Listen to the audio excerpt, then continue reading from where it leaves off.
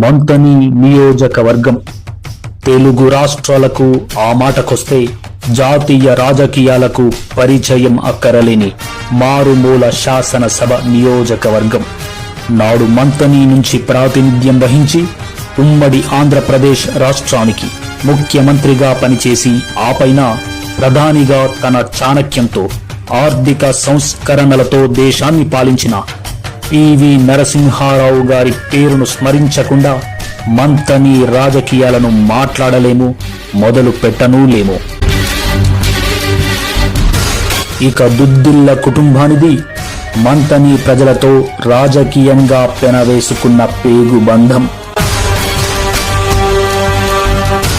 Speaker అంటే అధికార party చేతిలో కీలుబొమ్మ ఎంత మాత్రం కాదని, సభాపతి స్థానం ఒక స్వతంత్ర వ్యవస్థ అని, ప్రతిపక్షాల గొంతుక అని, సమస్యల ప్రస్తావనకు వేదిక అంటూ సభాపతి స్థానానికే వన్నె తెచ్చిన స్వర్గీయ దుద్దిళ్ల శ్రీపాదరావు గారు కూడా మంతని ప్రజల మనిషే. ఇక మాస్ లీడర్ గా ఎదిగిన చంద్రుపట్ల రామరెడ్డి గారిని సైతం మంతని ప్రజలు ఆశీర్వదించారు. పెద్దాయన శ్రీపాదరావు గారి మరణానంతరం ఆయన వారసుడిగా రాజకీయాల్లోకి వచ్చి కీలక నేతగా ఎదిగి జాతీయ స్థాయిలో గుర్తింపు పొందిన దుద్దిళ్ల శ్రీధర్ బాబు గారిది రాజకీయాల్లో ప్రత్యేకమైన శైలి, ప్రత్యేక ముద్ర.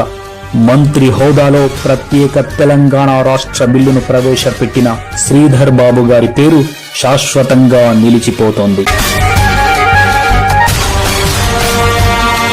ఇక దుద్దిళ్ల కుటుంబానికి శిష్యరికం చేసిన పుట్టా మధుకర్ గారిని ఆశీర్వదించింది, అసెంబ్లీకి పంపింది కూడా ఈ మంథని నియోజకవర్గ ప్రజలే.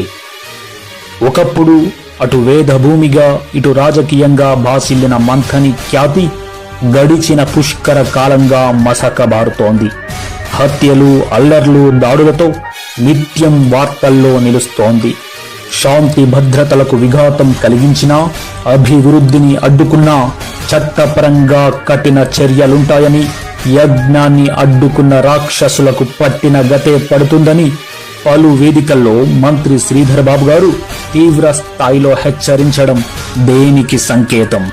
మంత్రిగా ముఖ్యంగా తాను ప్రాతినిధ్యం వహిస్తున్న నియోజకవర్గంలో శాంతి భద్రతలను పరిరక్షించడం ప్రజాప్రతినిధుల కనీస బాధ్యత.